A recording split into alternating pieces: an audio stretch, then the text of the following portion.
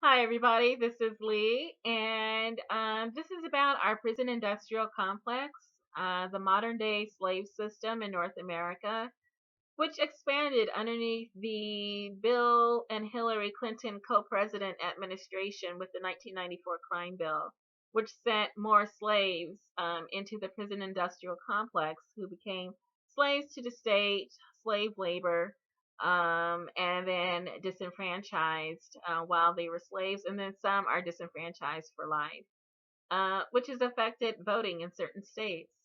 When we have certain populations, usually African American and Latino, who would otherwise vote Democrat for a Democrat candidate, who have been enslaved, who are sitting in a slave house, who are slave labor, because of the decisions that Bill and Hillary Clinton made almost 20 years ago, 20, 25 years ago, that they increased their power at the expense of every Democratic candidate to follow, and at the expense of African and Latino populations, collecting checks from the prison lobby, increasing their own financial wealth and their political influence because of the decisions that they made to enslave African and Latino and poor white populations with the 1994 crime bill and using the prison industrial complex to house and warehouse them.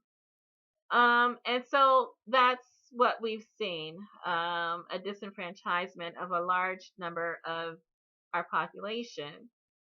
And we come fast forward to what's happening today, that Barack Obama allowed this slaveholding to continue underneath his administration, reaching its peak 2013. The private prison industry, which flourished, reached its peak underneath his administration.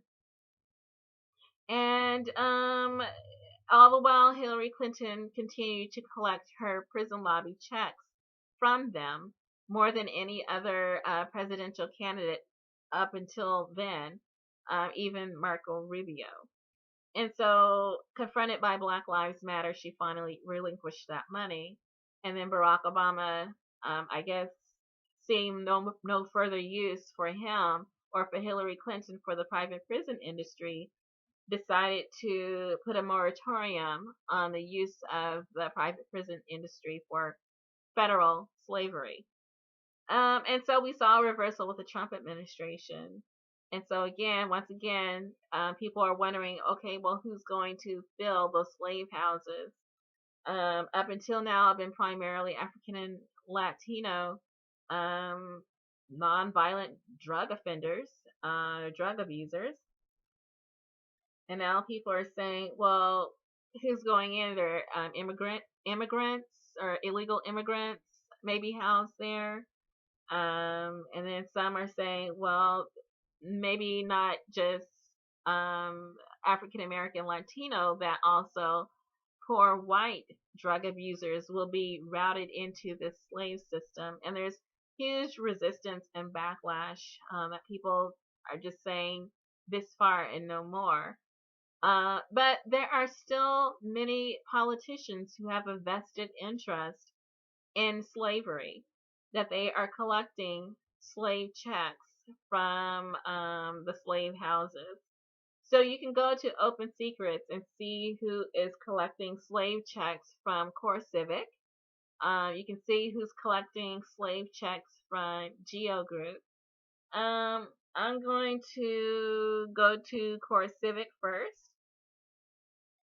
And at the top of the list, we see federal candidates for the 2016 cycle. The top recipient of slavery checks from CoreCivic is Rob Portman, a Republican senator from Ohio. He received $12,500. The next recipient is Chuck Fleischman, Republican congressman from Tennessee, who received $11,000. The next one is Rodney Frey. I can't say his last name. It starts with an F. He's the Republican House member from New Jersey. He received $10,000 from CoreCivic. which was formerly Corrections Corporation of America. John Culberson, a Republican House member from Texas, receives $9,000 in slavery money. Diane Black, Republican House member from Tennessee, receives $8,700 of slavery money from CoreCivic. Will Hurd, Republican House member from Texas, receives $7,500 of slavery money from the prison industrial complex. And so that's CoreCivic. I'll leave a link in the description, and you can see who else is on this list cashing slave checks.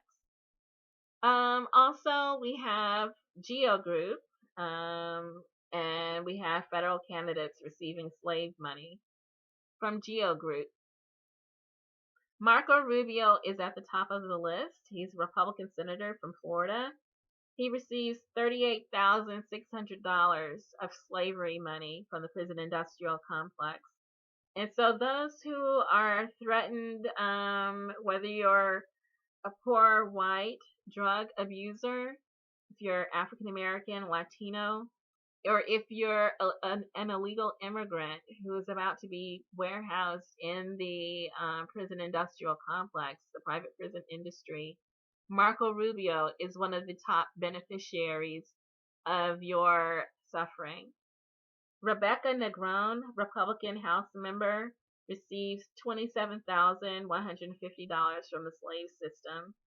Pat Toomey, Republican from Pennsylvania, he's a senator, receives $21,305 from the slave system.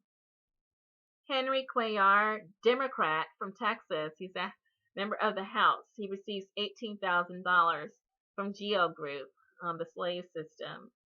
Also, Carlos Curbelo, a Republican House member from Florida, he receives $10,000. Mike Lee, Republican from Utah, he's a senator, he receives $10,000. Carlos Lopez Cantera, he's a senator, a Republican from Florida, he receives $10,000. Tim Scott, Republican from South Carolina, he's a senator, receives $10,000 of slave money from the prison industrial complex. So these are people who are receiving slave blood money, who are direct financial beneficiaries of pain and suffering of people being warehoused under the 13th Amendment as slaves in the private prison industry. I'll leave these links in the description, and you can explore and see for yourself who is benefiting from the suffering of others.